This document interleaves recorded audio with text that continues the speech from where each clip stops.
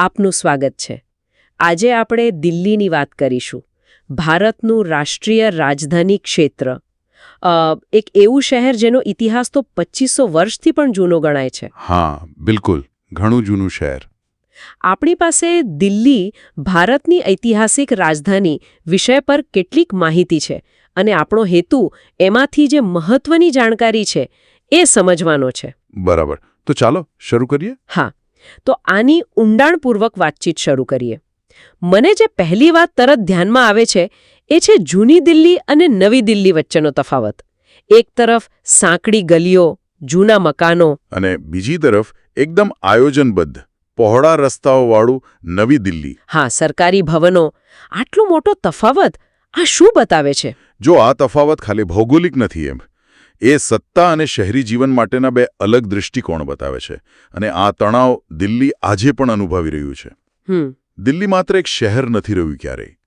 સદીઓથી શક્તિનું, સંસ્કૃતિનું કેન્દ્ર રહ્યું છે. મૌર્ય સામ્રાજ્ય હોય, દિલ્હી સલ્તનત હોય, મુગલ હોય કે પછી અંગ્રેજો, બધા એને રાજધાની બનાવી. હા, લગભગ બધા મુખ્ય શાસકોએ. એટલે તો દુનિયાના જે જૂનામાં જૂના શહેરો હજી વસેલા છે એમાં દિલ્હીનું નામ આવે છે. એના ઐતિહાસિક ઊંડાણનો આ પુરાવો છે.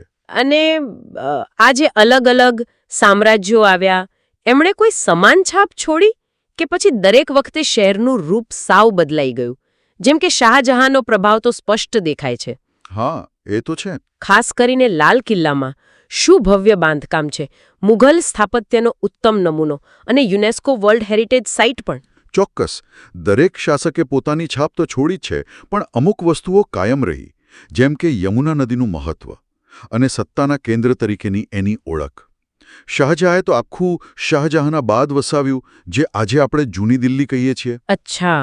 એ મુઘલ શૈલીનું પ્રતિબિંબ છે અને લાલ કિલ્લો એનું કેન્દ્ર હતું.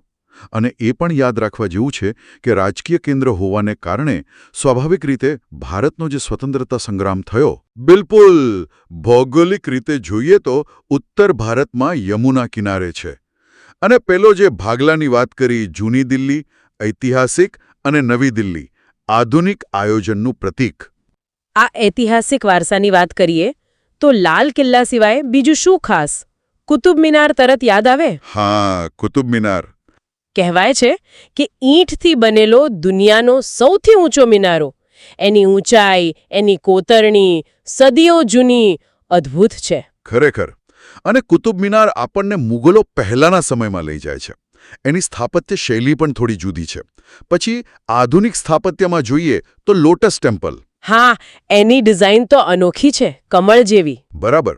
અને નવી દિલ્હીની ઓળખ જેવો ઇન્ડિયા ગેટ, પ્રથમ વિશ્વયુદ્ધના શહીદોની યાદમાં બનેલું સ્મારક. ભવ્ય છે. અને હા, રાષ્ટ્રપતિ ભવન અને સંસદ ભવન, એને કઈ રીતે ભૂલી શકાય? આપણા લોકશાહીના કેન્દ્રો. આ બધા સ્થળો ખાલી જોવાલાયક નથી, પણ શહેરના ઇતિહાસ અને વર્તમાનના જીવંત પ્રતીકો છે. આટલો ભવ્ય ભૂતકાળ તો છે જ, પણ દિલ્હી આજે એક ધમધમતું મહાનગર પણ છે. આંકડા કહે છે કે મેટ્રો વિસ્તારની વસ્તી લગભગ 3 કરોડ છે 2024 મુજબ. હા, જબરદસ્ત વસ્તી. આટલી મોટી વસ્તીને સાચવવા શહેરનું માળખું કેવું છે? જુઓ, આટલી મોટી વસ્તીને ટેકો આપવા માટે દિલ્હી મેટ્રો જેવી સિસ્ટમ બહુ જરૂરી છે. અને ઇન્દિરા ગાંધી આંતરરાષ્ટ્રીય એરપોર્ટ, કનેક્ટિવિટી મહત્વની છે. પણ દિલ્હીની ખરી મજા, એની અસલી ઓળખ એના સાંસ્કૃતિક મિશ્રણમાં છે. જેમ કે? અરે, ખાણીપીણીની જ વાત કરો ને. પંજાબી, મુગલાઈ, ઉત્તર ભારતીય અને હવે તો દુનિયાભરના પ્રભાવ દેખાય. સ્ટ્રીટ ફૂડ તો લાજવાબ. છોલે ભટુરે, ચાટ, જલેબી. હા, મોઢામાં પાણી આવી ગયું. એ તો દિલ્હીના અનુભવનો એક અભિન્ન ભાગ છે. ભાષાઓ પણ જુઓ. હિન્દી, પંજાબી, ઉર્દૂ, અંગ્રેજી બધું જ બોલાય. આ વિવિધતા જ શહેરને જીવંત રાખે છે. એ વાત સાચી. અને શિક્ષણમાં પણ દિલ્હી આગળ છે. ડીયુ, જેએનયુ, આઈઆઈટી દિલ્હી જેવી મોટી સંસ્થાઓ અહીં છે. હા, એજ્યુકેશન હબ ગણાય છે. પણ આટલા મોટા શહેરની સામે પડકારો પણ મોટા જ હશે. હવા પ્રદૂષણ અને ટ્રાફિક જામનો ઉલ્લેખ વારંવાર આવે છે. હા, અને આ પડકારો અહીં થોડા વધુ જટિલ છે. દિલ્હીની જે ભૌગોલિક સ્થિતિ છે ને, એ શિયાળામાં હવાના પ્રવાહને રોકે છે.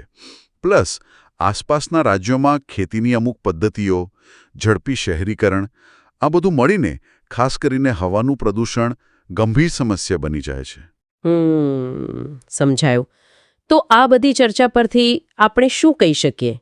એક વાત સ્પષ્ટ છે કે દિલ્હી એક અનોખું મિશ્રણ છે. બરાબર. પ્રાચીન ઇતિહાસ અને આધુનિક જીવન એકસાથે ધબકે છે. સત્તા, સંસ્કૃતિ, શિક્ષણનું કેન્દ્ર હતું અને છે, પણ સાથે સાથે ગંભીર પડકારોનો સામનો પણ કરી રહ્યું છે. ચોક્કસ. દિલ્હીને સમજવું એટલે એક રીતે ભારતના ભૂતકાળ, વર્તમાન અને ભવિષ્યની જટિલતાઓને સમજવા જેવું છે. હા. અને અંતે એક વિચારવા જેવો પ્રશ્ન.